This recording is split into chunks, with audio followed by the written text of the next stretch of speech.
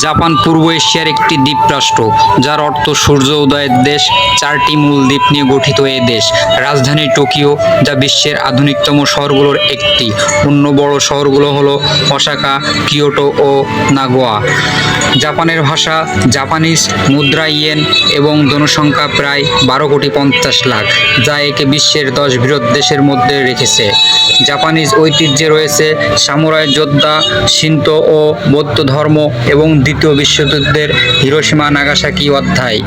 দর্শনীয় স্থানের মধ্যে আছে Mount Fuji, cherry blossom garden, কিয়োটোর প্রাচীন মন্দির এবং টোকিও ও ডিজনিল্যান্ড।